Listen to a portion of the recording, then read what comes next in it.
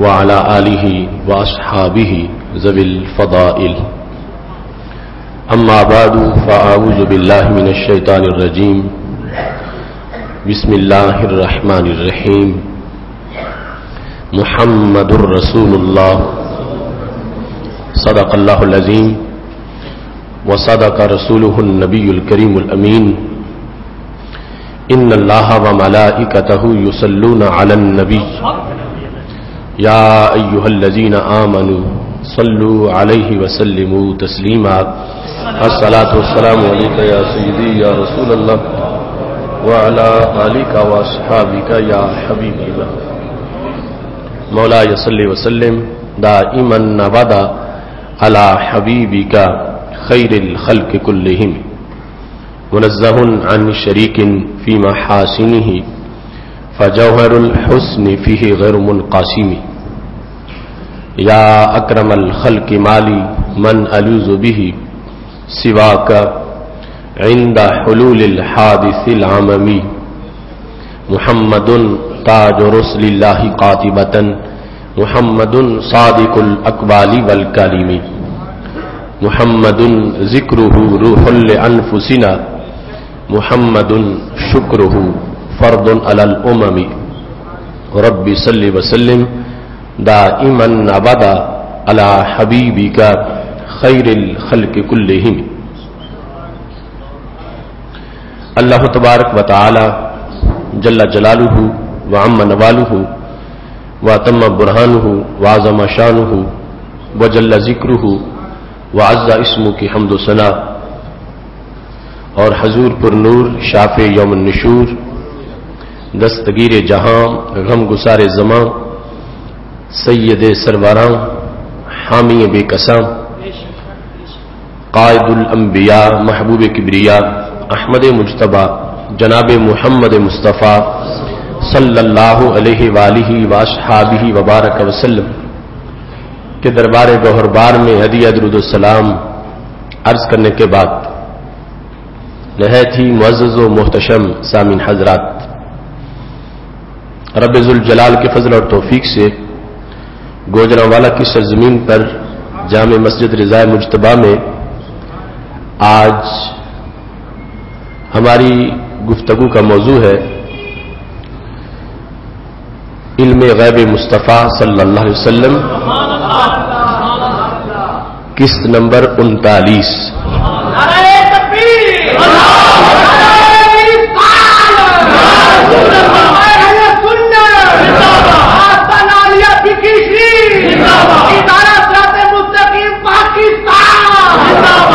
میری دعا ہے رب ذوالجلال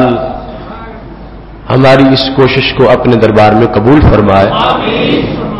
اور اللہ تعالی ہم سب کو قرآن و سنت کا فہم عطا فرمائے اور اسے آگے پھیلانے کی توفیق عطا فرمائے. یہ اس کا فضل و کرم ہے کہ اس نے ہمیں اپنے محبوب صلی اللہ علیہ وسلم کی شان کو بیان کرنے کی توفیق عطا فرمائی ہے، اور یقیناً یہ ایک منفرد ذخیرہ ہے کہ نبی اکرم نور مجسم شفیع معظم صلی اللہ علیہ وسلم کے علوم غیبیہ کو موضوع سخن بنائے ہوئے ہمیں کئی سال ہو گئے ہیں، اور مرحلہ وار اس کی مختلف اقساط منظر عام پہ آ رہی ہیں، اور چلتے چلتے اب یہاں تک قافلہ پہنچا ہے کہ 39 مراحل ہم نے طے کر لی. 39 اقساط جو کئی گھنٹوں پر مشتمل تقاریر ہیں، جس میں رسول اللہ صلی اللہ علیہ وسلم کے علوم غیبیہ کے دلائل کو بیان کیا گیا ہے. میں اسے اپنی نجات کے لیے ایک تحفہ سمجھتا ہوں، اور جتنے دوستوں نے اس کو سنا ہے یقیناً ان کے لیے بھی ایک تحفہ ہے، اور بالخصوص وہ حضرات جنہوں نے پہلی قسط سے لے کر آج تک کے تمام خطبات سنے ہیں، ان کے لیے بھی روز محشر یہ ایک ان کی عزت اور عظمت کی دلیل بنے گی. اس کو سن کے یاد کر کے آگے پہنچانا یہ ہم سب کا دینی ملی اور ایمانی فریضہ ہے. سید عالم نور مجسم شفیع معظم صلی اللہ علیہ وسلم کو رب ذوالجلال نے چونکہ صرف نبی نہیں بنایا بلکہ آخری نبی بنایا ہے، اور صرف ایک قوم کا نبی نہیں بنایا بلکہ جمیع اقوام کا نبی بنایا، اور صرف ایک زمانے کے لیے نہیں بلکہ قیامت تک کے سارے زمانوں کا نبی بنایا. اس واسطے رسول اللہ صلی اللہ علیہ وسلم کو رب ذوالجلال نے اپنی طرف سے علوم بھی اسی نوعیت کے عطا فرمائے تاکہ ہر زمانے کو سامنے رکھ کے ہدایات دے، ہر زمانے کے مسائل کا حل فرمائے، اور ہر زمانے میں جو لوگوں کا مزاج ہے اس کو مطمئن کرنے کے لیے دلائل اپنی گفتگو میں رکھے، تاکہ کسی زمانے کا بھی انسان رسول اللہ صلی اللہ علیہ وسلم کی گفتگو کو سن کر ایسا نہ ہو کہ اطمینان نہ پا سکے. اس گفتگو میں اتنی جامعیت اللہ نے دی، علوم کا اتنا اظہار ہوا کہ آج کے ترقی یافتہ زمانے کے اندر بھی جس وقت کوئی انسان حدیث رسول صلی اللہ علیہ وسلم کو سنتا ہے تو جس طرح اس وقت کا سامع سن کے حد درجے کا مطمئن ہو جاتا تھا، آج بھی حد درجے کا اطمینان ہر انسان کو میسر آتا ہے. اتنی جامع، روشن اور درست گفتگو کے پیچھے علوم مصطفیٰ صلی اللہ علیہ وسلم کا سمندر ٹھاٹھے مارتا ہوا نظر آتا ہے کہ جس کی بنیاد پر آج بھی امت کو اپنے دکھ درد کا علاج کروانے کی نوبت غیروں سے نہیں آتی، بلکہ رسول اللہ صلی اللہ علیہ وسلم کے ہر جملے میں ہمارے ہر مسئلے کا حل موجود ہے. تو یہ بات اگرچہ عام لوگ بھی کرتے ہیں، دوسرے مسالک والے بھی، کہ نبی اکرم نور مجسم شفیع معظم صلی اللہ علیہ وسلم نے قیامت تک کے مسائل کا حل عطا فرمایا ہے، لیکن وہ یہ بھول جاتے ہیں کہ حل تب عطا کیا جاتا ہے جب بیماری کا پہلے پتہ ہوتا ہے. جب پہلے پرابلم کا پتہ ہو پھر اس کو حل کیا جاتا ہے. پرابلم کا پتہ ہی نہ تو اسے سالو نہیں کیا جا سکتا. تو ماننا پڑے گا قیامت تک امت میں ہر سیکنڈ میں جو بیماری آنے والی تھی نبی علیہ السلام کو اس بیماری کا پتہ تھا تو اس کا علاج آپ نے عطا فرمایا. اور امت پر جو مشکل حالات آنے والے تھے رسول اللہ صلی اللہ علیہ وسلم نے ان حالات کو پیش نظر رکھا اور اس کے مطابق اپنا جامع دین دنیا کو عطا فرمایا ہے. سید عالم نور مجسم شفیع معظم صلی اللہ علیہ وسلم کے علوم غیبیہ میں ماضی کی خبریں اور اس وقت جو زمانہ تھا اس کے لحاظ سے دنیا کے مختلف کونوں کی خبریں اور قیامت تک جو کچھ ہونا تھا اور جو کچھ قیامت کے بعد ہونا تھا، یہ ساری چیزیں ہمارے نبی علیہ الصلوۃ والسلام کی گفتگو میں موجود. سید عالم نور مجسم شفیع معظم صلی اللہ علیہ وسلم طائف کی طرف جا رہے تھے تو راستے میں ایک قبر آئی جو ابو رغال کی قبر تھی. تو سید عالم نور مجسم شفیع معظم صلی اللہ علیہ وسلم نے اس انسان کے بارے میں جو کافی زمانہ پہلے فوت ہوا تھا، آپ نے گزرتے ہوئے فرمایا انما غصن من الذهب، اس کی قبر میں اس کے ساتھ سونے کی ایک ٹہنی کو دفن کیا گیا تھا. سونے کی ٹہنی اس کی قبر میں موجود ہے. اب نہ کوئی ایسے جدید آلات تھے جن کی وجہ سے زمین کے اندر کی حالت کو معلوم کیا جا سکے، اور نہ ہی کوئی بتانے والا تھا کہ تاریخ کا کوئی طالب علم جس نے پہلے اس کی تدفین کے وقت موجود ہو اور یہ بتائے. سید عالم نور مجسم شفیع معظم صلی اللہ علیہ وسلم کو رب ذوالجلال نے وہ نگاہ دی ہے، سر عرش پہ ہے تیری گزر، دل فرش پہ ہے تیری نظر، ملکوت و ملک میں کوئی شے نہیں میرے آقا جو تجھ پہ عیاں نہیں. آپ نے فرمایا اس کے ساتھ سونے کی ایک ٹہنی، سونے کی چھڑی دفن کی گئی ہے. سید عالم نور مجسم شفیع معظم صلی اللہ علیہ وسلم کی اس خبر کی روشنی میں جس وقت اس قبر کو اکھاڑا گیا تو واقعی اندر سونے کی ایک چھڑی موجود تھی، اور اس کو مورخین نے نبی اکرم صلی اللہ علیہ وسلم کی آیات نبوت میں سے شمار کیا. یہاں تک کہ ابن کثیر جو ابن تیمیہ کا شاگرد ہے، اس کی کتاب دلائل النبوت جو ہے اس میں بھی اسے نبوت کی دلیل کے طور پر پیش کیا کہ سید عالم نور مجسم شفیع معظم صلی اللہ علیہ وسلم اللہ کے نبی ہیں، اور آپ کی نبوت کی نشانیوں میں سے یہ ہے کہ آپ غیب کی خبریں دیتے ہیں، اور صرف حال مستقبل کے لحاظ سے نہیں، ماضی کی بھی خبریں دیتے ہیں، اور ساتھ یہ واضح کیا گیا کہ جو بھی خبر ہمارے نبی علیہ السلام عطا فرماتے ہیں کوئی خبر جھوٹی نہیں ہوتی، ہر خبر واقعے کے مطابق ہوتی ہے۔ حال کے لحاظ سے جو اس وقت کا حال تھا، ایک دن نبی اکرم نور مجسم شفیع معظم صلی اللہ علیہ وسلم عشاء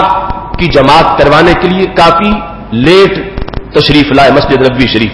جو عام معمول تھا اس سے کافی بعد۔ شرمان الآثار جو امام طحاوی کی کتاب ہے اس میں یہ لکھا ہے، سید عالم نور مجسم شفیع معظم صلی اللہ علیہ وسلم نے دیکھا آخر تاخیر کی وجہ سے جو پہلی صورتحال ہوتی تھی اس ویسی صورتحال نظر نہیں آئی، کچھ لوگوں کو نیند آئی ہوئی ہے، اور اس طرح کی صورتحال جب محبوب علیہ الصلوۃ والسلام نے دیکھی تو آپ نے انہیں ارشاد فرمایا اس وقت پورے روئے زمین پر کوئی انسان ایسا نہیں ہے جو تمہارے جیسی یہ نماز ادا کرنے والا ہو۔ رب ذوالجلال نے تمہیں یہ منفرد قسم کی نماز کا موقع عطا فرمایا۔ اب پورے روئے زمین کے بارے میں خبر دینا اور زبان رسالت سے اس کا بیان کرنا، یہ اس بات کی دلیل ہے کہ اس وقت کائنات میں جتنے ملک تھے، جتنے شہر تھے، جتنی بستیاں تھیں، جتنے ڈیرے تھے، جہاں جہاں لوگ آباد، سید عالم نور مجسم شفیع معظم صلی اللہ علیہ وسلم نے ان سب کو سامنے رکھ کر، اور اس وقت کا جو عرب کا ماحول تھا، مکہ شریف میں جو اس وقت لوگ تھے نمازیں پڑھنے والے، طائف میں جو نمازیں پڑھنے والے تھے، مختلف علاقوں کے اندر جو نمازیں پڑھنے والے تھے، سب کی صورتحال محبوب علیہ السلام کے سامنے ہے، اور باقی سب اس وقت سو چکے ہیں، اور رب ذوالجلال نے تمہیں اس وقت منفرد نماز پڑھنے کا موقع عطا فرمایا ہے۔ پاک محبوب علیہ السلام کے علوم غیبیہ کا انداز یہ ہے کہ آپ تشریف فرما تھے، اور حضرت عباس رضی اللہ تعالیٰ عنہ نے حضرت عبداللہ بن عباس رضی اللہ تعالیٰ عنہ کو بھیجا۔ حضرت عبداللہ بن عباس رضی اللہ تعالیٰ عنہ آئے، واجد رجلا عنده، نبی علیہ الصلوۃ والسلام کے پاس ایک مرد کو دیکھا اور دیکھ کے واپس چلے گئے۔ تو حضرت عباس نے پوچھا جو پیغام دے کے بھیجا تھا وہ پیغام دے آئے ہو؟ تو حضرت عبداللہ بن عباس رضی اللہ تعالیٰ عنہ کہنے لگے نہیں، میں نے وہاں ایک انسان دیکھا تو میں گفتگو نہیں کر سکا اور میں واپس آ گیا۔ حضرت عباس رضی اللہ تعالیٰ عنہ بعد میں تشریف لایا اور کہا ارسلت الیک ابنی عبداللہ، یا رسول اللہ صلی اللہ علیہ وسلم میں نے اپنا بیٹا عبداللہ تمہاری طرف بھیجا ہے۔ ایک روایت میں ابن عمے کا، تمہارا چچا زاد بھائی، فلم یستطع، وہ آئے ہیں مگر تمہارے پاس ایک انسان موجود تھا جس کی وجہ سے وہ گفتگو نہیں کر سکے اور پھر واپس چلے گئے۔ ان کے پوچھنے کا انداز یہ تھا کہ عبداللہ بن عباس پہلے بھی آتے رہتے ہیں اور پاس کوئی بیٹھا ہو پھر بھی بات کر لیتے، یا آپ ان کو وقت دے دیتے ہو گفتگو کا، تو یہ کون تھا کہ جس کا جلال ایسا تھا کہ ابن عباس اس کے ہوتے ہوئے آگے ان کی ہمت نہیں ہوئی کہ بات کرے، اور آپ نے بھی ان کو وقت نہیں دیا کہ جو موجود تھا اس کی وجہ سے آپ نے انہی کی طرف توجہ رکھی ہے اور میرے بیٹے کو اپنی گفتگو سے مشرف نہیں کیا۔ تو رسول اللہ صلی اللہ علیہ وسلم نے کہا میرے چچا جانتے ہو کہ وہ رجل کون تھا جس میں میں مصروف تھا اور ابن عباس بھی جس کی وجہ سے گفتگو نہیں کر سکے؟ اور ذات جبریل، وہ جبریل علیہ السلام میرے پاس آئے ہوئے تھے اور میں ان کی طرف مصروف تھا۔ یہاں پر یہ بات ذہن میں رکھیں کہ سید عالم نور مجسم شفیع معظم صلی اللہ علیہ وسلم پر جب وحی کا نزول ہوتا تھا تو دو حالتوں میں سے ایک حالت ضرور ہوتی تھی، یا تو جبریل علیہ السلام اپنی حالت ملکی سے نکل کر بشریت کی طرف آتے، یا نبی علیہ الصلوۃ والسلام بشریت سے نکل کے ملکیت کی طرف چلے جاتے، چونکہ مناسبت ضروری ہے۔ تو کبھی رسول اللہ صلی اللہ علیہ وسلم اپنی بشریت سے نکل کے جبریل کے ساتھ یوں ملاقات کرتے ہیں جیسے جبریل اپنی نورانیت میں آئے ہوئے، اور کبھی جبریل علیہ السلام کو اس بھیس میں آنا پڑتا ہے جس بھیس میں نبی علیہ السلام موجود ہے۔ یہ مناسبت ہے، اور یہاں سے یہ پتہ بھی چلتا ہے کہ عام لوگوں کی حقیقت اور ہے اور ہمارے نبی علیہ السلام کی حقیقت اور ہے۔ کون ہے جس میں یہ طاقت ہو کہ وہ بشریت کا اپنا لباس اتار کے رکھ دے اور پھر بھی زندہ بیٹھا رہے؟ سید عالم نور مجسم شفیع معظم صلی اللہ علیہ وسلم کو یہ شان حاصل ہے کہ اپنی بشری حالت سے نکل کے نورانی حالت میں براہ راست جبریل سے ملاقات کر لیتے ہیں، یا جبریل اپنی نورانی حالت جو ہے اس سے نکل کے بشری حالت میں موجود ہو کر محبوب علیہ السلام سے ملاقات کر لیتے ہیں۔ درجنوں محدثین مفسرین اس بات کو لکھا۔ اب یہاں جبریل علیہ السلام بشری حالت میں تھے اور رسول اللہ صلی اللہ علیہ وسلم سے ملاقات ہو رہی تھی، اور جبریل اس حالت میں کہ جب ان پر لفظ رجل بولا جا رہا ہے، ان کے نور کی نفی نہیں ہوئی، نور پھر بھی وہ موجود ہے، لیکن ان کا جو نبی اکرم نور مجسم شفیع معظم صلی اللہ علیہ وسلم کے دربار میں حاضری کا انداز ہے وہ عام لوگوں کی حاضری سے مختلف، جو محض بشر ہے۔ اس بات سے ابن عباس رضی اللہ تعالیٰ عنہ جو اور لوگوں کے ہوتے ہوئے بات کر لیتے، اب وہ بات نہیں کر سکے، اور رسول اللہ صلی اللہ علیہ وسلم چونکہ حالت وحی میں اور اس حالت میں تو آپ صحابہ جو محفل میں بیٹھے ہوتے تھے ان کی طرف توجہ ہی نہیں کرتے تھے، دیکھتے بھی نہیں تھے، بلکہ جب وحی کا وقت ختم ہوتا تھا تو فرماتے تھے اب مجھ پر میری روح کو لوٹا دیا گیا۔ حالانکہ پہلے بھی روح جسم میں ہی ہوتی تھی لیکن توجہ اللہ کی طرف ساری ہوتی، اور جب وحی کا وقت ختم ہوا حالت وحی تو پھر توجہ اپنے غلاموں کی طرف کی اور فرمایا مجھ پر میری روح لوٹا دی گئی۔ تو یہ صورتحال تھی کہ حضرت عبداللہ بن عباس رضی اللہ تعالیٰ عنہ نہ گفتگو کر سکے اور نہ ہی ان کو گفتگو کے لیے نبی علیہ السلام نے ٹائم عطا فرمایا۔ یہ بات کرنے کے بعد میرے محبوب علیہ الصلوۃ والسلام نے فرمایا جان لو میرے چچا لا یموت ابنک حتی یذهب بصرہ ویعطى علما، تمہارا یہ بیٹا، اس کے بارے میں غیب کی خبر میں دیتا ہوں، فرمایا وصال سے پہلے پہلے ان کی آنکھوں کی بینائی ختم ہو جائے گی اور اللہ ان کو وسیع علوم عطا فرمائے گا۔ سید عالم نور مجسم شفیع معظم صلی اللہ علیہ وسلم نے حضرت عبداللہ بن عباس کی آخری عہد میں جا کر نابینا ہونے کا خبر ذکر کر دیا۔ حکمتیں اس کی کئی ہو سکتی ہے، جو خبر دی تاریخ میں ثابت ہے کہ حضرت عبداللہ بن عباس رضی اللہ تعالیٰ عنہ جب بڑھاپے میں پہنچے تو نگاہوں کی بینائی ختم ہو گئی، نابینا ہو گئے، اور بالخصوص وہ حدیث میں پہلے ایک موقع پہ بیان کر چکا ہوں کہ جب مکہ شریف میں رہتے تھے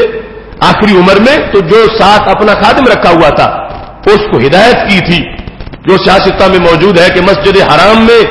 میں ہر جگہ نماز نہیں پڑھوں گا، میں اس جگہ پہ نماز پڑھوں گا جہاں کبھی حجر اسود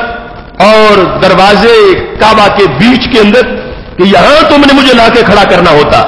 کیونکہ نگاہوں کی بینائی جا چکی تھی۔ تو سید عالم نور مجسم شفیع معظم صلی اللہ علیہ وسلم نے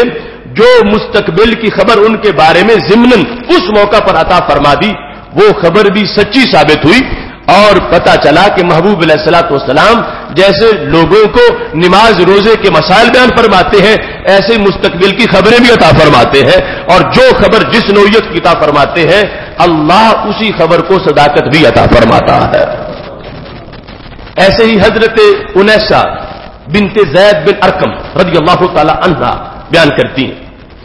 زید بن ارقم بیمار ہو گئے، نبی علیہ الصلوۃ والسلام ان کی عیادت کے لیے تشریف لے گئے۔ اب جب عیادت کی تو عام لوگوں کا انداز اور ہوتا ہے اور رسول اللہ صلی اللہ علیہ وسلم کا انداز اور، فرمایا لیس علیک من مرضک بأس، اے زید یہ بیماری تمہارا کچھ بھی نہیں بگاڑ سکتی، یعنی سند دے دی اس بات کی کہ تم اس میں فوت نہیں ہوگے، اس سے تمہیں کوئی حرج نہیں ہے، لیکن کیف بک اذا امرت بعدی فامیتا، یاد رکھو بیماری سے تو کچھ نہیں ہوگا، تم ابھی فوت نہیں ہوگے، اور پھر کیا ہوگا تمہارا جب میرے بعد بھی تم زندہ رہوگے اور تمہاری آنکھوں کی بینائی ختم ہو جائے۔ سید عالم نور مجسم شفیع معظم صلی اللہ علیہ وسلم نے یہاں جو اخبار دی غیب کے بارے میں، سب سے پہلے کہ جو بیماری آئی ہے یہ بیماری تمہاری موت بن کے نہیں آئی، اس بیماری کے بعد بھی تمہاری حیات ہے، اور پھر اس حیات کے لحاظ سے فرما عمرتا، کئی سال تم زندہ رہو گے، معمر بن جاؤ گے، اور پھر جو حالت ہوگی اس میں فرما فامیتا، تم نابینا ہو جاؤ گے۔ سید عالم نور مجسم شفیع معظم صلی اللہ علیہ وسلم نے جو خبر دی نابینا ہو جاؤ گے، فرما پھر تم کیا کرو گے؟ تو حضرت زید بن ارقم نے کہا احتسبوا فاصبروا، میں اس پر صبر کروں گا، میں نابینا ہو گیا تو میں اس پر صبر کروں گا۔ دوسرے مقام پر میرے نبی علیہ الصلوۃ والسلام کا فرمان ہے، فرمایا جس بندے کی آنکھیں رب نے لے لیں اور اس نے شکوہ نہ کیا، فرمایا اللہ ان آنکھوں کے بدلے سے جنت عطا فرمائے گا۔ تو جب یہاں ان سے پوچھا تم کیا کرو گے، انہوں نے کہا میں صبر کروں گا کہ رب نے آنکھیں دی ہیں، لے لے گا تو میں پھر بھی صبر کروں گا۔ تو میرے نبی علیہ الصلوۃ والسلام نے اگلی غیب کی خبر عطا کر دی، فرمایا فتدخل الجنۃ، پھر یہ سرٹیفکیٹ ہے کہ رب تمہیں جنت عطا فرمائے گا۔ اب اس کو بھی محققین نے دیکھا، حضرت زید بن ارقم رضی اللہ تعالیٰ عنہ اس بیماری میں فوت نہیں ہوئے، حالانکہ قرآن مجید میں واضح طور پر یہ موجود ہے، ما تدری نفس ماذا تکسب غدا وما تدری نفس بأي أرض تموت، کل کوئی کیا کرے گا اسے کسی کو خبر نہیں اس کی، اور کہاں مرے گا کسی کو کوئی پتہ نہیں، موت کب آئے گی کسی کو کوئی پتہ نہیں، مگر یہ کسی کا جو معاملہ ہے یہ اور ہے، جنہیں اللہ مطلع فرما دے اللہ کی عطا سے وہ سب کچھ بیان کر دیتے ہیں۔ تو سید عالم نور مجسم شفیع معظم صلی اللہ علیہ وسلم نے ایک کل کی نہیں کئی کل جو ان کی خبر دے دی، ان کے بعد کے حالات کی خبر دے دی، اور میرے محبوب علیہ الصلوۃ والسلام نے جس طرح کی خبر عطا فرمائی ہے اسی لحاظ سے حالات نے ثابت کیا کہ پاک محبوب علیہ الصلوۃ والسلام کے علوم غیبیہ ایسے ہیں کہ جن میں کوئی بات بھی واقعے کے مطابق خلاف نہیں ہوتی، جو خبر دیتے ہیں ہو بہو واقعے کے مطابق ہوتی ہے۔ ایک مقام پر بنی ابو بکیر کے لوگ آ گئے، انہوں نے رسول اللہ صلی اللہ علیہ وسلم سے یہ کہا ان اختنا انکحا فلانا، یا رسول اللہ صلی اللہ علیہ وسلم ہماری ہمشیرہ کی فلاں کے ساتھ شادی کر دو۔ تو نبی علیہ الصلوۃ والسلام نے فرمایا این انتم عن بلال، تمہارا حضرت بلال کے بارے میں کیا خیال ہے؟ یعنی انہوں نے اپنی طرف سے جو رشتہ پسند کیا ہوا تھا اس کے لحاظ سے کہا کہ فلاں سے ہماری بہن کی شادی کر دو۔ تو نبی اکرم نور مجسم شفیع معظم صلی اللہ علیہ وسلم نے ان کی بات پوری طرح مسترد نہیں کی کہ ادھر نہیں کروں گا ادھر میں کہہ رہا ہوں، مشورے کے طور پر یہ لفظ بولا این انتم عن بلال، حضرت بلال کے بارے میں تمہاری کیا رائے ہے، کیا خیال ہے؟ انہوں نے جملہ سنا گھر چلے گئے۔ چونکہ صحابہ میں یہ واضح ہے حکم اور ہے مشورہ اور ہے، حکم کا معاملہ یہ ہے کہ اذا امرا فابتدروا امرا، نبی علیہ السلام حکم دے تو ان میں ایک بھی نہیں ہے جو اس حکم سے آگے پیچھے ہو، حکم ایک کو ہوتا ہے تیار سارے ہو جاتے ہیں۔ یہ حدیبیہ میں جب صحابہ بیٹھے تھے تو عروہ بن مسعود جو قریش کی سفیر بن کے آئے تھے انہوں نے بھی یہ بات نوٹ کی تھی، حکم پر جان دینے والے یہ صحابہ حکم عدولی نہیں کرتے، تو سرکار نے حکم نہیں فرمایا کہ تم ایسا کرو، فرمایا تم سوچو اس بارے میں تم کیا سوچتے ہو۔ کچھ دن گزرے پھر آ گئے، انہوں نے کہا یا رسول اللہ صلی اللہ علیہ وسلم ہماری ہمشیرہ کی فلاں صحابی کے ساتھ شادی کر دو۔ تو میرے نبی علیہ السلام نے پھر فرمایا این انتم عن بلال، بلال کے بارے میں تمہاری کیا رائے؟ وہ پھر بات سن کے چلے گئے، کچھ وقت گزر گیا پھر آ گئے، تیسری مرتبہ بھی انہوں نے یہ کہا کہ ہماری ہمشیرہ کی فلاں کے ساتھ شادی کر دو۔ تو نبی اکرم نور مجسم شفیع معظم صلی اللہ علیہ وسلم نے اب جملہ تبدیل کر دیا، پہلے وہی این انتم عن بلال، کیا خیال ہے تمہارا بلال کے بارے میں؟ یہ جملہ بول کے فرمایا رجل من اہل الجنہ، وہ بلال جس کی جنت کی سند میں جاری کر رہا ہوں، تم اپنی ہمشیرہ کا اس جنتی سے نکاح کرواؤ کہ جس کی جنت فائنل ہو چکی ہے، میں بلال کا نام لیتا ہوں، تم گھر جا کے پھر سوچ میں پڑ جاتے ہو اور تمہیں پتہ نہیں کہ بلال کی شان کیا ہے اور بلال کا مرتبہ کیا ہے. این انتم ام بلال رجل من اہل الجنہ. فرمایا کیا خیال ہے تمہارا بلال کے بارے میں؟ جو بلال عام انسان نہیں، وہ بلال جن کو میں جنت کی بشارت دے چکا ہوں کہ جو جنتی بلال ہے ان کے بارے میں تمہاری کیا رائے؟ اب یہ جملہ بولنے کے بعد میرے نبی علیہ السلام نے حکم دے دیا. فرمایا فانکحوہ ہو، تم مجھے کہتے ہو کہ ہماری ہمشیرہ کا فلاں کے ساتھ نکاح کر دو، اب میں تمہیں حکم دے رہا ہوں کہ تم میرے بلال کا اپنی ہمشیرہ کے ساتھ نکاح کر دو. تو سید عالم نور مجسم شفیع معظم صلی اللہ علیہ وسلم کی علوم کا سمندر کیسے ٹھاٹھے مار رہا ہے کہ یہ جو دنیاوی امور ہے ان میں گفتگو کرتے وقت بھی غیب کا علم سامنے آ گیا. کچھ لوگوں کی آج تک معاذ اللہ یہ سوچ ہے، کہتے ہیں اللہ کے نبی کو یہ نہیں پتا کہ میرے ساتھ کل کیا ہوگا. وہاں تو سرکار کا جو انداز ہے وہ اتنا قوی ہے کہ چلتے پھرتے لوگوں کے نکاح شادی کے مسائل میں بھی یہ واضح کر رہے ہیں کون ہے ایسا رشتہ کرنے والا، رشتہ کرانے والا جو ساتھ ان کی جنتوں کے بھی اعلان کر رہا ہو. تو یہ سید عالم نور مجسم شفیع معظم صلی اللہ علیہ وسلم کی علوم غیبیہ ہے کہ عام امور کے اندر بھی آپ کو رب ذوالجلال نے ایسی روشنی عطا فرمائی ہے کہ جہاں لوگوں کے سامنے بیان کیے جاتے ہیں کہ فلاں کا یہ منصب ہے، لوگ شادی کے وقت پوچھتے ہیں عہدہ کون سا ہے، نوکری کیا کرتا ہے، بینک بیلنس کیا ہے، تو میرے نبی علیہ السلام کی شان یہ ہے کہ اس کی جنت کا اعلان کر رہے ہیں کہ ہم جس کو تمہارا داماد بنانا چاہتے ہیں ہم اس کو کیا حیثیت دینے والے ہیں، کیا مرتبہ ہے. فرمایا عام انسان نہیں، وہ تو اتنا بڑا انسان ہے کہ وہ جنت کے بالا خانوں کا مالک بن چکا ہے. اور یہ انداز ہے میرے محبوب علیہ الصلوۃ والسلام کے علوم غیبیہ کا کہ سوچ سوچ کے کبھی کوئی ایسی بات نکلے وہ اور چیز ہے. یہاں تو قدم قدم پر نبی علیہ الصلوۃ والسلام کے علوم غیبیہ کے سمندر میں مد و جزر ہوتا ہے اور ہیرے موتی ساحل پہ نظر آ رہے ہوتے ہیں. سید عالم نور مجسم شفیع معظم صلی اللہ علیہ وسلم نے ایک مستقبل کی جو پلاننگ تھی وہ بھی ساری صحابہ کرام علیہم رضوان کے سامنے بیان کی. اس وقت جہاں دین نہیں پہنچا تھا وہاں کے مسائل بیان کی. حج کے لیے میقات مقرر کرنے تھے، جن علاقوں نے بھی کلمہ نہیں پڑھا تھا میقات ان کے بھی معین کر دی. اس وقت تک اب عراق میں اسلام نہیں تھا لیکن عراق والوں کا بھی میقات مقرر کر دیا. کیوں کہ آج نہیں تو کل کلمہ پڑھنے والے ہیں. باقاعدہ احادیث کے باب ہیں جو نبی علیہ السلام نے مصر کے بارے میں خبریں دی، جو نبی علیہ السلام نے روم کے بارے میں خبریں دی، جو نبی علیہ السلام نے یمن کے بارے میں خبریں دی، جو رسول اللہ صلی اللہ علیہ وسلم نے مختلف حکومتوں کا جو زوال تھا ان کے بارے میں خبریں دی. اور یہاں تک یہ جملہ بول دیا یکون فی هذه الامه بعث الى السند والهند. اور میری امت کا ایک لشکر سندھ بھی جانے والا ہے، ہند بھی جانے والا ہے. ہند اور سندھ دونوں کا ذکر کیا سید عالم نور مجسم شفیع معظم صلی اللہ علیہ وسلم نے. اور بہت جلد جو اولین کاوش تھی وہ حضرت سیدنا امیر معاویہ رضی اللہ تعالیٰ عنہ کے عہد حکومت میں ابھی 44 ہجری کا زمانہ ہے. اس وقت وہ باس وہ مہم لشکر دین کی اس امانت کو لے کر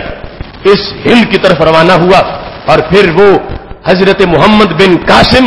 کی انداز میں اور محمود غزنوی کی جو ضربیں تھی سومنات پر، یہ سید عالم نور مجسم شفیع معظم صلی اللہ علیہ وسلم کے وہ علوم غیبیہ تھے جن کی روشنی میں آپ نے اپنی سلطنت کی جو حدیں ہیں ان کا بھی تعین کر دیا، ان کی خبریں دے دی. ان کے لحاظ سے جو آگے مسائل پیش ہونے تھے انہیں بھی بتایا کہ صحابہ شام کا علاقہ فتح کرو گے، ان کے لوگوں کا مزاج اس طرح کا ہے، ان کے ساتھ معاملہ ایسا ہونا چاہیے. میرے صحابہ مصر فتح کرو گے تو مصر والوں کے ساتھ انداز ایسے رکھنے ہیں. تو پاک محبوب علیہ الصلوۃ والسلام نے یہ ساری چیزیں جو سامنے رکھی اور انداز اپنایا اس واسطے کہ اللہ نے آپ کو ختم نبوت کا تاج عطا فرمایا ہے. اور ختم نبوت کے لحاظ سے جو قیامت تک جہاں جہاں دنیا کے کونے کونے میں دین پہنچنے والے تھا، ہر علاقے کے لحاظ سے ہمارے نبی علیہ السلام نے اپنے علوم کی روشنی میں ان کو ہدایات بھی عطا فرمائی.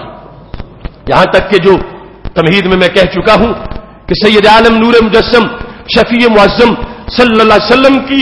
چونکہ نبوت سارے جہان کے لیے اور سارے جہانوں کے لیے اور ساری مخلوقات کے لیے، اس لحاظ سے بھی آپ نے علوم غیبیہ کا اظہار کیا۔ حضرت روافع سے یہ کہا ان الحیات ستطول بک، اے روافع زمانہ آئے گا تم میرے بعد بھی زندہ رہو گے اور تمہاری لمبی زندگی ہوگی۔ اور یہ رسول اللہ صلی اللہ علیہ وسلم کا انداز ہے جسے بھی آپ نے یہ فرمایا ہے کہ لعل الحیات ستطول بک، ہو سکتا ہے کہ تیری لمبی زندگی ہو۔ عربی زبان میں لعل شاید کے معنی میں ہوتا، مگر جب بھی نبی علیہ السلام نے استعمال کیا تو یقین کے معنی میں آیا۔ اور جتنے لوگوں کے بارے میں آپ نے خبر دی کہ تم لمبی زندگی پاؤ گے تو میں تمہیں ایک پیغام دے رہا ہوں اگلوں کو پہنچانا، اس کی زندگی لمبی ہوئی ہے۔ حضرت روافع کو کہا تم میرے بعد لمبی زندگی پاؤ گے تو میری امت کو ایک پیغام دینا، اخبرہم، انہیں خبر دینا۔ کیا خبر تھی؟ فرمایا من استنجا، جس بندے نے استنجا کیا برجی دابۃ او بعظم، کسی جانور کے گوبر کے ساتھ، یعنی کچھ نہیں مل رہا تھا، پانی بھی نہیں تھا، کوئی ڈھیلا بھی نہیں تھا، پتھر نہیں تھا، خشک لیدنا پڑا تھا، گوبر تھا خشک پڑا ہوا، اسی سے کسی نے کہا کہ اب حاجت ہے اور میں اس کو استعمال کر لوں، یا کیا بعظم، ہڈی کو استعمال کیا۔ فرما ان محمد منہ بری، میں محمد اس بندے سے بری ہوں، میرا اس کے ساتھ کوئی تعلق نہیں ہے، اور اگر اسے کچھ ہو گیا تو میں اس کا ذمہ دار نہیں ہوں۔ اب سید عالم نور مجسم شفیع معظم صلی اللہ علیہ وسلم نے جو پہلے خبر دی حضرت روافع کے بارے میں، جہاں تک اس کا معاملہ ہے تو 56 ہجری میں جا کے ان کا وصال ہوا۔ وہ رسول اللہ صلی اللہ علیہ وسلم جو 10 ہجری میں وصال فرمانے والے 56 ہجری تک حضرت روافع زندہ رہے، جن کے بارے میں کہا تھا تمہاری زندگی لمبی ہوگی اور تم نے یہ پیغام لوگوں تک پہنچانا ہے۔ اور افریقہ میں جو صحابہ پہنچے ان میں سے سب سے آخر میں جن کا وصال ہوا وہ حضرت روافع۔ تو سید عالم نور مجسم شفیع معظم صلی اللہ علیہ وسلم کے سامنے تھا 56 ہجری تک کی ان کی عمر۔ کہاں وہ طبقہ جو یہ کہے کہ اللہ کے نبی کو اپنے بارے میں پتہ نہیں کہ کل میرے ساتھ کیا ہوگا، کل کی خبر نہیں، پرسوں کی خبر نہیں۔ وہاں نبی علیہ الصلوۃ والسلام کا تو تقیہ کلام ایسا ہے، اب گفتگو کرتے وقت فرمایا تیری زندگی لمبی ہوگی، اور لمبی کتنی ہوئی؟ 56 ہجری تک ہوئی، 56 تک وہ زندہ رہے۔ اور ضمناً وہ حضرت سعد بن ابی وقاص کو جو فرمایا تھا، حجۃ الوداع کا وقت تھا، حضرت سعد مکہ شریف میں موجود تھے، بیمار ہو گئے، میرے نبی علیہ السلام عیادت کے لیے تشریف لے گئے تو سعد رو رہے تھے، تو پوچھا کیوں روتے ہو؟ کہا رو اس لیے نہیں رہا کہ میں موت سے ڈر گیا ہوں کہ مر گیا تو کیا بنے گا، موت سے میں نہیں ڈر کے رو رہا، اس لیے ڈر کے اس ڈر سے رو رہا ہوں مکہ شریف میں فوت ہو جاؤں گا تو مدینہ شریف میں مرنے کا ثواب نہیں ملے گا، کیونکہ میری حالت یہ بن گئی ہے کہ اب میں واپس مدینہ شریف نہیں جا سکتا، رو اس لیے رہا ہوں سارے صحابہ چلے جائیں گے، محبوب تم بھی چلے جاؤ گے، میں تنہا مکہ شریف میں رہ جاؤں گا اور یہی فوت ہو جاؤں گا، میرا دل مکہ شریف میں مرنے کا نہیں، میرا دل تو مدینہ شریف میں مرنے پر تھا۔ اب دیکھو نا کتنی عظمت اور فضیلت ہے مکہ شریف کی، صحابہ سے کوئی اوجل نہیں ہے، لیکن وہ یہ کہتے ہیں کہ مدینہ وہ مدینہ ہے جہاں مرنا بھی جینے سے افضل ہے۔ مکہ شریف میں مر جاؤں گا اس لیے روتا ہوں، مرنا مدینہ شریف میں چاہتا تھا۔ اور وراثت کا مسئلہ پوچھا تو نبی علیہ الصلوۃ والسلام نے فرمایا یہ بیماری جو آئی ہوئی ہے یہ تمہارا کچھ بھی نہیں بگاڑے گی، ابھی رب تمہاری وجہ سے کئی قوموں کو نقصان دے گا اور کئی قوموں کو فائدہ دے گا، اور ابھی تو تمہاری اور بھی اولاد ہوگی، تم اپنی ایک بیٹی کے لحاظ سے وراثت کا مسئلہ پوچھ رہے ہو، ابھی تو بیٹے بھی ہوں گے۔ تو سید عالم نور مجسم شفیع معظم صلی اللہ علیہ وسلم نے جو خبر دی تو حضرت سعد بن ابی وقاص وہ حجۃ الوداع کے موقع پر فوت نہیں ہوئے، زندہ رہے، بعد میں بھی، یہاں تک کہ وہ قادسیہ کی جنگ کے ہیرو قرار پائے، یہاں تک کہ 53 ہجری تک زندہ رہے، یہاں تک کہ وہ جو اسلام ایران میں داخل ہوا اور فارس میں داخل ہوا حضرت سعد بن ابی وقاص کی چمکتی تلوار سے داخل ہوا، جو آتش پرستوں کے ٹھکانے چور چور ہوئے تو حضرت سعد کے زور بازو سے ہوئے، اور اسلام ادھر سے ہو کے ایران سے بلوچستان تک جو پہنچا تو حضرت سعد بن ابی وقاص کی ملی تحریک کے نتیجے میں پہنچا. تو یہ انداز تھا میرے محبوب علیہ الصلوۃ والسلام کا. عیادت کرنے حضرت سعد کی گئے, وہ تیار ہے فوت ہونے کو کہ بیماری بہت تیز ہے, اب بچ نہیں سکوں گا. تو فرمایا نہیں اس بیماری سے کچھ بھی نہیں ہوگا, تم زندہ بھی رہو گے, تمہاری وجہ سے اللہ کئی قوموں کو نقصان دے گا. جو کلمہ نہیں پڑھیں گے ان کو نقصان ہوگا, جو پڑھ جائیں گے وہ مومن بن جائیں گے, جنتی بن جائیں گے. ابھی رب نے تمہارے ذریعے سے کئی لوگوں کو جنتی بنانا ہے اور کافی دور تک تمہارا فیض پہنچنا ہے. تو محبوب علیہ الصلوۃ والسلام اس انداز میں گفتگو فرماتے ہیں اور ہر اسلوب کے اندر اتنے علوم موجود ہوتے ہیں. ایک کل کی خبر نہیں, سینکڑوں کل کی خبریں موجود ہوتی ہیں. اور پاک محبوب علیہ الصلوۃ والسلام اس انداز میں مستقبل کا نقشہ مرتب کر کے لوگوں کو دینے والے تھے کہ میرا دین صرف حجاز کے اندر محدود نہیں ہونے والا, یہ دین پوری کائنات تک پہنچنے والا دین ہے. اور یہاں جو ارشاد فرمایا تھا حضرت رویفے کو, ان الحیات ستطول بک, زندگی لمبی ہوگی, تو اس میں خبر یہ دینا کہ کوئی بندہ جس نے استعمال کر لیا گوبر کو, اس گوبر کو اور ہڈی کو, فإن محمد منہ بریء, محمد صلی اللہ علیہ وسلم اس سے بری ہے. تو یہ وہ دوسرا انداز تھا کہ رسول اللہ صلی اللہ علیہ وسلم کے پاس جنوں کا وفد آیا تھا اور انہوں نے کہا تھا یا رسول اللہ صلی اللہ علیہ وسلم, ہم بھی تو آپ کے خادم ہیں, یہ تمہاری امت جو انسانوں والی ہے یہ ہم پہ ظلم کرتی ہے. تھا کہ تمہیں ہر چیز سے خیرات ملی تو جنوں کو بھی ملنی چاہیے, ہمارے لیے کھانے کا بندوبست ہو جائے, ہماری سواریوں کے لیے چارے کا بندوبست ہو جائے. تو میرے نبی علیہ الصلوۃ والسلام نے فرمایا جس جانور کو اللہ کے نام پہ ذبح کیا گیا ہے اس کی ہڈی جہاں بھی پڑی ہوگی, جو جن ہاتھ میں پکڑے گا فوراً اس پہ گوشت بن جائے گا. تو جنوں قیامت تک میں نے تمہیں کھانے کے لیے گوشت دے دیا, ہڈی پکڑتے ہی تمہیں گوشت نظر آئے. اور دوسری طرف جو ان انسانی امت کی سواریوں کی جو لید اور گوبر وغیرہ ہوگا وہ تمہاری سواریوں کے لیے چارے کا کام دے. اب انہیں حقوق دیے میرے نبی علیہ السلام نے. اگلے مرحلے پر وہ آ گئے, کہتے ہیں کہ وہ آپ نے جو کچھ دیا تو یہ امت آپ کی ہماری خوراک کو ملوث کر دیتی ہے, ہڈی کو استعمال کر لیتے ہیں, گوبر کو استعمال کر لیتے ہیں. اب میرے نبی علیہ الصلوۃ والسلام نے صحابہ کو اکٹھا کر کے فرمایا تمہارے جن بھائیوں کا میرے پاس وفد آیا, اخاکم من الجن, یہ لفظ بولے تمہارے جن بھائی جو ہے, چونکہ امت ہونے میں وہ تمہارے ساتھ شریک ہے, انہوں نے آ کے شکایت کی ہے کہ تم ایسا کرتے ہو. فرمایا میں نے تمہیں, چونکہ ان کے حقوق کا بھی میں ہی دائی ہوں, جنوں کے حقوق بھی میں نے ہی ان کی حفاظت کرنی ہے اور تمہارے حقوق کی بھی میں نے حفاظت کرنی ہے. فرمایا اس کے آج کے بعد تم ہڈی بھی استعمال نہیں کر سکتے اور گوبر بھی استعمال نہیں کر سکتے استنجا کے طور پر.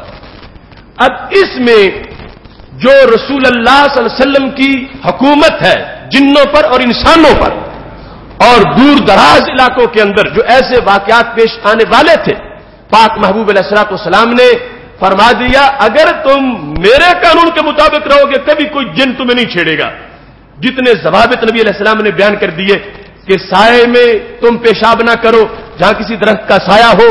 اور وہاں تم پیشاب نہ کرو کہ جس جگہ تم اس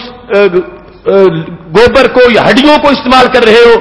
اور سرخ جو واضح کپڑا اس کے استعمال سے منع کیا. یہ ہماری آج سے 5-6 سال پہلے کی وہ گفتگو جس میں یہ ساری امور کو بیان کیا تھا کہ جن کن کن وجوہات کی بنیاد پر انسانوں کو نقصان دیتے ہیں, وہ ریکارڈ میں کیسٹ موجود ہے. تو فرمایا کہ اگر تم نے میری تعلیمات کو چھوڑا اور جنوں نے تمہیں الٹا کر دیا, وہ اغوا کر کے لے گئے اور انہوں نے تم پہ حملہ کر دیا, تو پھر مجھے نہ کہنا میں تم سے بری ہوں. اگر تم چاہتے ہو کہ تمہارے حقوق اپنی جگہ محفوظ رہے اور ان کے حقوق اپنی جگہ محفوظ رہے تو پھر وہ طریقہ استعمال کرو جو طریقہ میں تمہیں عطا فرمانے والا. اور ساتھ مطلقاً جس طرح فرمایا تھا کہ جس کے پاس دولت اور حج نہ کرے فلیمت ان شاء یہودین اور نصرانین, وہ یہودی بنے یا عیسائی بن کے مر جائے, مجھے اس سے کوئی سروکار نہیں ہے. اس طرح کی اپنی طرف سے نفرت کا اظہار کیا. تو یہاں بھی نفرت کا اظہار کر دیا کہ یہ محض اس کو عام سطحی سا جملہ محسوس نہ کرنا, اتنا اہم جملہ ہے کہ اگر تم اس پہ عمل نہیں کرو گے تو میں تم سے بیزار ہوں. میرا تمہارا آپس میں کوئی تعلق نہیں ہے۔ سید عالم نور مجسم شفیع معظم صلی اللہ علیہ وسلم مستقبل کے احوال کو بیان کر رہے تھے۔ ارتداد کا مسئلہ آ گیا کہ زمانہ آئے گا کچھ لوگ مرتد ہو جائیں گے، جس طرح حضرت صدیق اکبر رضی اللہ تعالیٰ عنہ کا عہد لوگ مرتدین بن گئے اور منکرین زکات بنے۔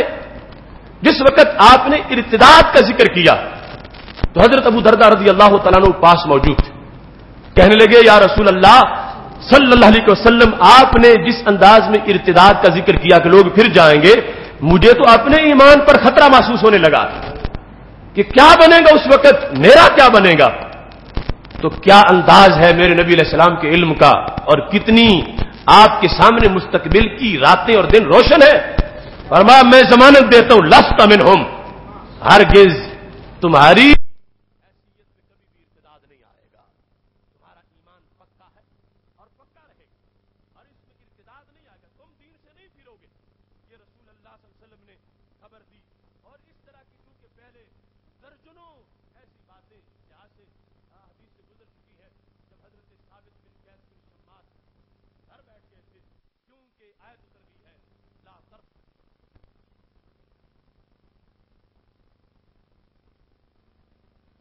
کبھی طور پر بلند تھی، یعنی کچھ لوگ ویسے ہی بولتے ہیں تو اونچا بولتے ہیں، تو ان کی فطری طور پر وہ جہیر الصوت تھے، آواز ہو جائے اس پہلی بھی کی ہوئی ضائع ہو جائے تو میں کیا کروں گا، اس بات سے چپ کر کے گھر بیٹھ جاتا ہوں۔ تو نبی علیہ السلام نے پوچھا اتنے دن ہو گئے ثابت نہیں آئے، تو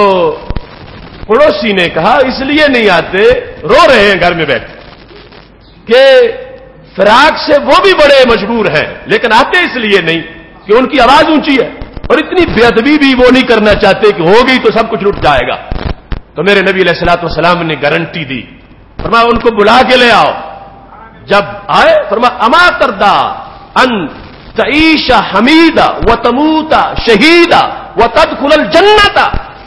فرمایا گارنٹی دیتا ہوں کبھی بھی تیرا ایمان ضائع نہیں ہوگا۔ کیا تجھے پسند نہیں ہے کہ تم زندہ رہو تو سعادت کی حالت میں، اور وقت وصال آئے تو شہادت کی حالت میں، اور اس کے بعد رہو تو جنت کے بالا خانوں میں۔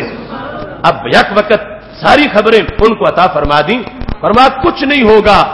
تم آؤ آ کے بیٹھو، یہ میں گارنٹی دے رہا ہوں، ضمانت دے رہا ہوں، دنیا تمہاری تعریف کرتی رہے گی اور دنیا تو یاد کرتی رہے گی۔ یہی ثابت بن قیس بن شماس وہ انسان تھے کہ جب مسلمہ کذاب کے خلاف یمامہ میں جنگ لڑی جا رہی تھی تو انہوں نے اپنے لیے گڑھا کھودا تھا، اور سالم مولا ابی حذیفہ نے، کیونکہ 40,000 جھوٹے مسلمہ کے جھوٹے پیروکار تھے، اور ادھر صحابہ وہ بہت سے محاذوں پر تقسیم تھے، کوئی کہیں جا کے جہاد کر رہے تھے، کوئی کہیں، ان کے مقابلے میں تھوڑے تھے، اور اتنی شدید لڑائی تھی جو کافی دیر تک جاری رہی۔ تو حضرت ثابت نے کہا کہ آج اگر میں اکیلا ادھر محاذ پہ ہوں اور دوسرے ساتھی دور دور تقسیم ہو گئے ہیں اور 10 آ کے مجھ پہ حملہ کرتے ہیں، مر جانا شہید ہو جانا کوئی بات نہیں، مگر پیچھے قدم ہٹنا یہ جرم ہے۔ تو ہو سکتا ہے کہ جب شدید حملہ ہو تو قدم تھوڑا سا پیچھے ہٹ جائے، تو راہ وفا میں یہ برداشت نہیں ہے۔ تو دونوں نے طریقہ سوچ لیا، سالم مولا ابی حذیفہ نے اور ثابت بن قیس بن شماس نے زمین کے اندر گڑھا کھود کے اپنے آپ کو یہاں تک زمین میں گاڑ لیا کہ تیر مارتے رہیں گے، پیچھے نہیں ہٹ سکیں گے، زمین کے اندر رہ کر یہیں شہید ہو جائیں گے، اور اللہ نے دونوں کو اس مقام پہ شہادت عطا فرما دی۔ یہ ہے فدائی حملہ اور فداکاری، یہ خودکشی نہیں ہے، اس انداز میں اپنے آپ کو پیش کیا ہے۔ اور جو نبی علیہ السلام نے فرمایا تھا زندہ رہو گے سعادت پاؤ گے، وقت وفات آئے گا تو شہادت پاؤ گے، تو وہ شہادت ملی۔ تو ایسے ہی سید عالم نور مجسم شفیع معظم صلی اللہ علیہ وسلم نے حضرت ابو درداء کو کہا جب ہر طرف سے ارتداد کی بدبو آنے لگے گی تمہارا دین سلامت ہوگا، اور اس سلامتی پر جو نبی علیہ الصلوۃ والسلام نے گواہی دی ہے تو چشم فلک گواہ ہے، تاریخ گواہ ہے۔ حضرت ابو درداء رضی اللہ تعالیٰ عنہ آخری دم تک اپنے دین پہ موجود ہے، جس طرح سارے صحابہ موجود ہیں۔ وہ ارتداد کا جو تھا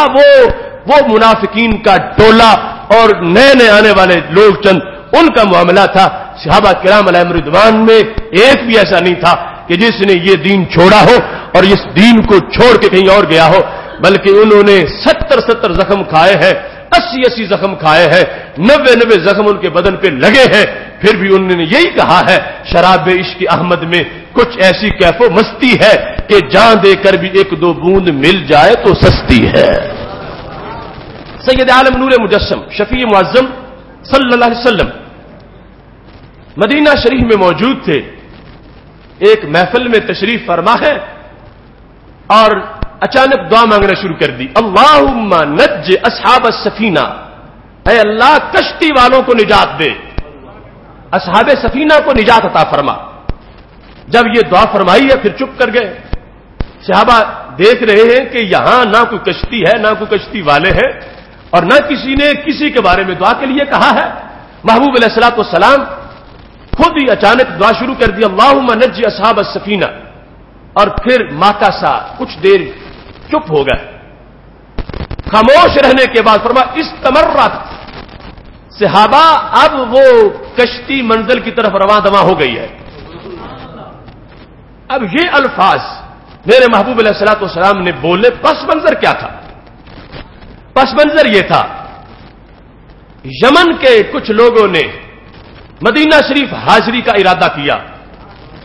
اور وہ اشری قبیلہ کے لوگ تھے. یہ جس طرح ابو موسیٰ اشری ہے، یہ سارے اشری یمنی مہاجر تھے، یعنی مکہ شریف سے ہجرت کر کے نہیں، یمن سے ہجرت کر کے آئے، اور یمن سے وہ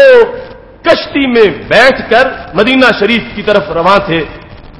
کہ کشتی موجوں کے تھپیڑوں میں آ گئی. امام بہقی نے دلائل نبوت میں اس کو ذکر کیا، ابن کثیر نے بھی دلائل نبوت میں اس کو ذکر کیا کہ جس وقت کشتی آ گئی موجوں کے نرغے میں، حتی اشرفت علی الہلاک، تباہ و برباد ہونے تک کشتی پہنچ گئی. اب بچنے کی کوئی سبیل باقی نہیں رہی. تو نبی علیہ الصلوۃ والسلام ادھر مدینہ شریف میں بول پڑے. وہ کشتی جو یمن سے چلی اور موجوں کے نرغے میں آ گئی، میرے محبوب علیہ الصلوۃ والسلام نے یہاں سے اس کے لیے دعا مانگنا شروع کر دی. اللہم نج اصحاب السفینہ، اے اللہ کشتی والوں کو بچا لے، کشتی والوں کو نجات عطا فرما. اب اس میں چند باتیں بڑی قابل غور ہیں. یا تو پہلے نمبر پر جو کشتی میں بیٹھے تھے سرکار کے غلام اور محبت میں سفر کر رہے ہیں، گھر بار چھوڑ کے مدینہ شریف آنا چاہتے ہیں، انہوں نے یاد کیا ہوگا اللہ کے نبی آئے تو تھے تمہارے دیدار کے لیے اور سامنے موت نظر آ رہی ہے، اب ہمارا کچھ کرو، ہم ڈوب رہے ہیں. اور یہ واضح فریاد امتی جو کرے حال زار میں، ممکن نہیں کہ خیر بشر کو خبر نہ ہو.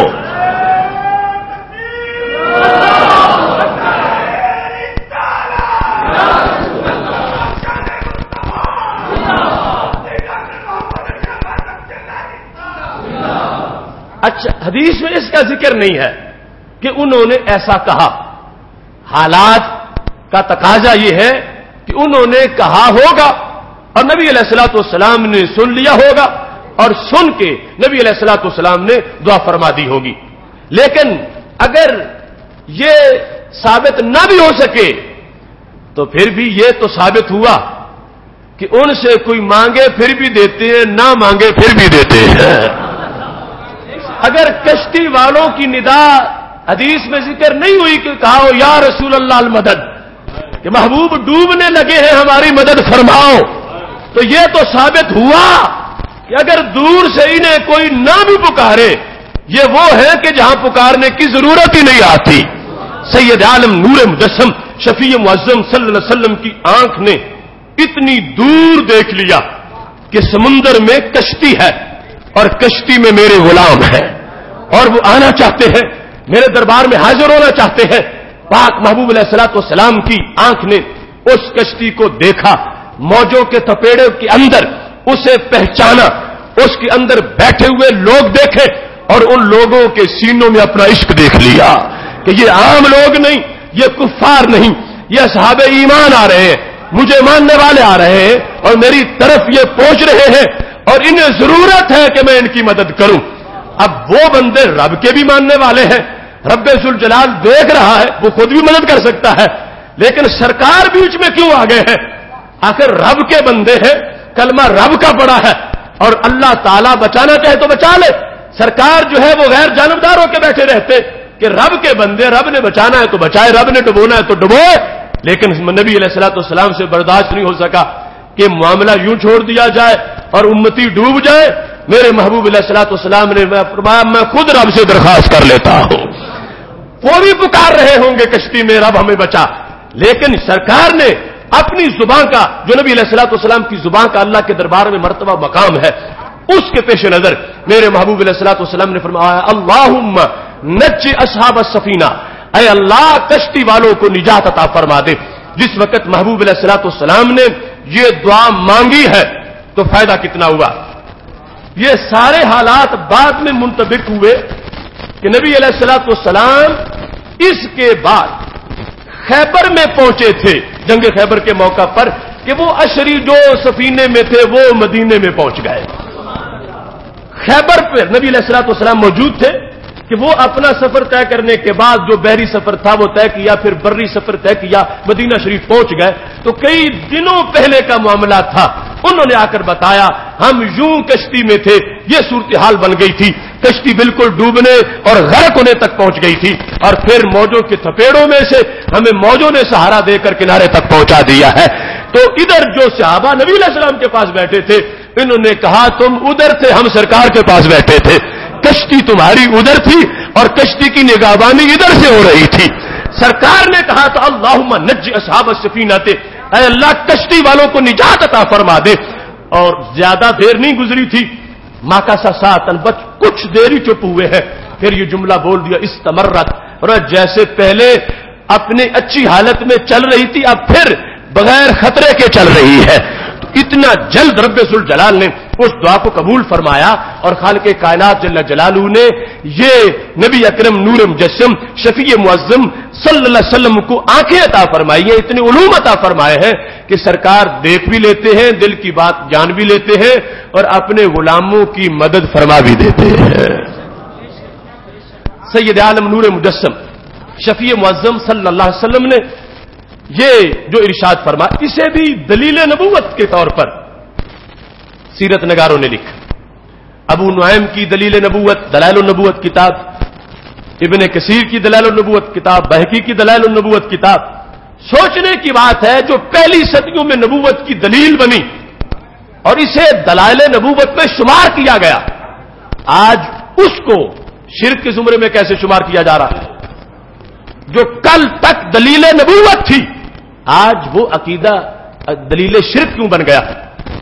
ابن تیمیہ کا شاگرد ابن کثیر بھی اسے لکھ کر تو یہ بتائے کہ یہ دلیل نبوت ہے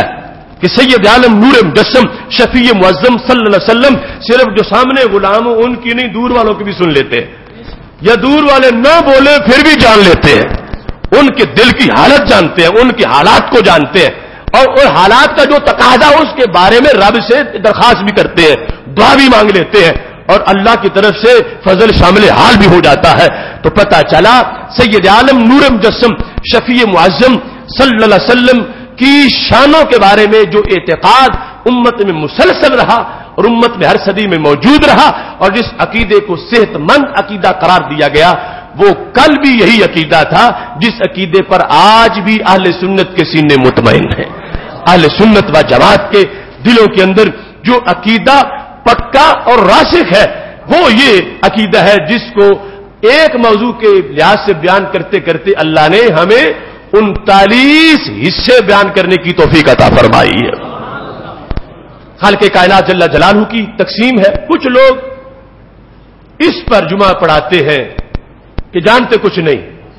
اور ہمیں اللہ نے یہ توفیق دی کہ وہ بہت زیادہ جانتے ہیں، اتنا کہ ہماری عقلیں تو بیان ہی نہیں کر سکتی، احاطہ ہی نہیں کر سکتی۔ اور یہ ہے سعادت مندی، کوئی تلاش کرے ہفتوں مہینوں گھنٹوں کیونکہ ایسی چیز ملے کہ نبی علیہ الصلوۃ والسلام خبر دے اور وہ واقعے کے مطابق نہ ہو، ہم لوگوں کو بتائیں دیکھو تم کہتے ہو جانتے خبر دی تھی تو واقعے کے خلاف نکلی۔ یہ بدقسمت ٹولے کی نحوست ہے کہ انہیں رب نے اس کھاتے میں ڈال دیا، اور یہ ہماری سعادت ہے کہ رب نے ہماری یہ ڈیوٹی لگا دی ہے. 39 قسطیں مکمل ہو رہی ہیں اور انشاءاللہ ابھی یہ قافلہ رواں دواں ہے.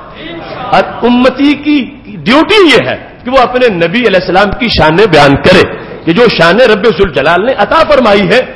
اور یہی وہ تجلی ہے جس کی بنیاد پر حق و باطل کا آج بھی فیصلہ ہو سکتا ہے. ایسے مواقع پر جب ہمارے نبی علیہ الصلوۃ والسلام کی دی ہوئی خبریں سچی ثابت ہوتی رہیں تو نعرے صحابہ نے بھی لگائے, نعرے ہمارے نبی علیہ السلام نے خود بھی لگائے.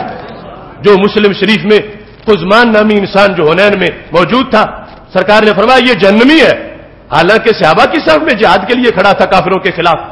اور پھر اس نے کیا کیا, کافروں کو مارا.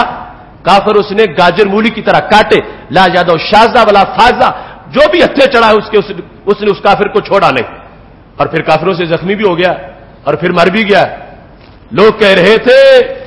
وہ اسلام کے لیے لڑ رہا تھا اور پھر زخمی بھی ہو گیا. تو نبی علیہ الصلوۃ والسلام کے پاس جب خبر پہنچی کہ مر گیا ہے, فرمایا سیدھا جہنم میں پہنچ گیا, سیدھا جہنم میں پہنچا ہے. اب کوئی حد باقی رہ گئی کہ نیک کام کرنے کی یا بات کے چھپے ہوئے ہونے کی؟ وہ کافروں کی فوج میں نہیں, وہ تو صحابہ کی فوج میں, وہ پیچھے چھپا ہو نہیں, فرنٹ لائن پر ہے. لڑائی میں اس نے یہ نہیں کہ کفار کو کوئی گنجائش دی ہو کہ ویسے نمائش کے لیے لڑ رہا ہو اور کافر سامنے آئے تو تلوار روک رہے, نہیں, اس نے کافر مارے اور پھر اس نے زخم بھی کھائے. لیکن سب کچھ اس نے منافقت چھپانے کے لیے کیا ہے. میرے نبی علیہ السلام نے فرما دیا کہ یہ تو جہنمی ہے. پہلے بھی فرمایا, بعد میں فرمایا. جب مر گیا تو اتنے میں صحابی دوڑتے آ گئے, کہتے اشہد انک رسول اللہ صلی اللہ علیہ وسلم, میں نعرہ رسالت لگاتا ہوں محبوب تم اللہ کے رسول ہو. فرمایا کیوں, پہلے بھی مانتے ہو, اب کیوں آئے ہو؟ فرمایا جسے تم نے جہنمی کہا تھا میں نے جہنمی بنتے آنکھوں سے دیکھا ہے. اس نے اپنی منافقت پر بڑے پردے ڈالے مگر بالآخر منافقت نکل آئے. اس نے جہاد میں آ کر بھی منافقت کو چھپایا, اس نے فرنٹ لائن پہ رہ کے بھی منافقت کو چھپایا, اس نے کفار کو مار کے بھی اپنی منافقت چھپائی, اور پھر کفار سے زخمی ہوا تو پھر منافقت باہر نکل آئی. کیوں؟ زخم برداشت نہ ہوا, وہ خیمے میں داخل ہوا, میں دیکھ رہا تھا, تلوار کا دستہ نیچے رکھا, پھالا اوپر کیا, پھالے کی نوک پہ اپنے سینہ رکھا, سینہ رکھ کے اس نے خودکشی کی. میں نے حرام کی موت مرتے دیکھا. میں اس حنین کے میدان میں نعرہ رسالت اس لیے لگا رہا ہوں کہ میرے نبی تم غیب کی سچی خبریں دینے والے ہو. تو نبی علیہ السلام نے جب یہ سنا تو کیا فرمایا کہ یہ نہ کہو کیوں, کیا ضرورت ہے نعرہ لگانے کی؟ نہیں, سرکار بھی اتنا خوش ہوئے, فرمایا میں خود لگاتا ہوں, اشہد انی رسول اللہ, میں گواہی دیتا ہوں کہ میں رب کا رسول ہوں. یہ کیا موقع کیا تھا رسالت کے نعرے لگانے کا, پس منظر کیا تھا, پیچھے حالات کیا تھے؟ رب کعبہ کی قسم ہے وہ نقطہ جس پر صحابہ خوش ہو گئے اور وہ نقطہ جس پر میرے نبی علیہ السلام نے خود نعرہ رسالت لگایا, وہ نقطہ وہی تھا جس پر آج تم بھی نعرہ رسالت لگا رہے ہو. سنا اس بات کو جو کہ سندے صحیح سے ہے, درجنوں سینکڑوں کتابوں میں, بالخصوص صحیح مسلم کی غزوہ حنین میں. اب کیوں یہ سن کے تم خوش ہوئے؟ تم نے سبحان اللہ کہا, تم نے نعرہ لگایا, میں نے تو تمہیں نہیں کہا کہ جب میں یہ بیان کروں تو تم سب نے خوش ہونا, جب میں یہ بیان کروں تو تم سب نے مسکرانا. تم خود خوش ہوئے, تم خود مسکرائے, تمہاری آنکھیں خود بخود چمک اٹھی, تمہارے چہروں پہ خود بخود نکھار آیا. کیوں؟ اسی جگہ پہ صحابہ کے چہرے چمک اٹھے تھے.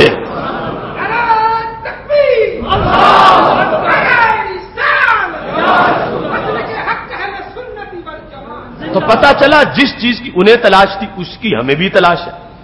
جو انہیں ملے تو خوش ہوتے تھے, وہ ہمیں ملے تو خوش ہوتے ہیں.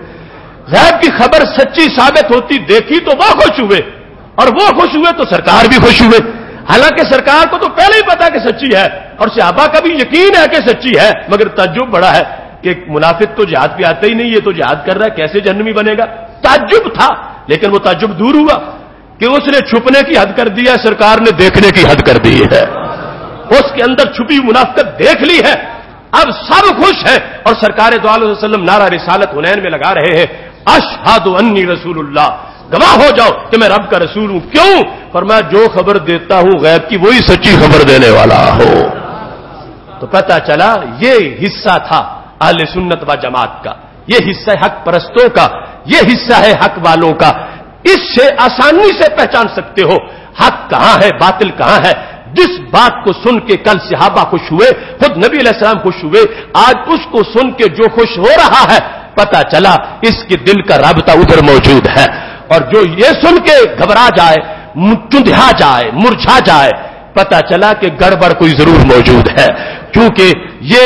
ایک ربط ہے عقائد کا، مزاج کا، طبیعت کا. رب ذوالجلال نے اہل سنت کو جو طبیعت دی ہے یہ وہ طبیعت ہے جس پر تجلی صحابہ کی طبیعت کی بھی ہے اور جس پر تجلی نبی علیہ السلام کے مزاج کی بھی ہے. محترم سامعین حضرات، انشاءاللہ یہ ابھی بہت سی اقساط آگے بیان ہوں گی، اور یہ خوش قسمتی ہے ہماری مشترکہ کہ ہم نے اس منبر پہ اس مسجد کی اس محراب میں اتنے حصے اس کے بیان کیے. 39 مکمل ہو گئے، جو کہ اگر دیکھنا ڈھونڈنا چاہو گے تو اس عہد کی تاریخ میں ایک منفرد اندازے خطبات ہوگا کہ جس میں اتنے اقساط کے اندر سید عالم نور مجسم شفیع معظم صلی اللہ علیہ وسلم کے علوم کی ابھی ایک جہت کو بیان کیا جا رہا. مطلقاً علوم مصطفیٰ صلی اللہ علیہ وسلم نہ تو ہمارے بیان کے احاطے میں آ سکتے ہیں اور نہ ہی کوئی بیان کر سکتا ہے، لیکن یہ ایک جہت کے اندر اتنی اقساط بیان کرنے کی جو توفیق ملی، اس پر اللہ کا کروڑوں بار شکر ادا کرتے ہیں کہ اس نے ہمیں اس بات کے لیے چنا ہے اور اس نے ہمیں اس کام کی توفیق عطا فرمائی. اس واسطے یہ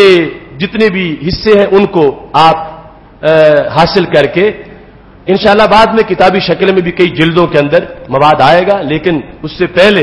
سن کے آگے اس پیغام کو پہنچائیں. اور جو چیز کل تک عظمت تھی، کل تک دلیل نبوت تھی، اس کو جو شرک قرار دیا جا رہا ہے تو اس کا دروازہ بند کریں. بالخصوص عقیدہ توحید سیمینار جو اس سال منعقد ہوا، آج انشاءاللہ اس کی سیڈیز بھی آپ کو میسر آ جائیں گی. اور یہ آگے ہوم ورک ہے آپ کا کہ آپ نے سی ڈی ہر طرف بانٹنی ہے، پہنچانی ہے، تقسیم کرنی ہے، اور جو نہیں پہنچ سکی ان کو بٹھا کے وہ سنانی. اور جن کو شرک فوبیا ہو چکا ہے ان کو یہ بتانا ہے کہ یہ امت توحید ہے،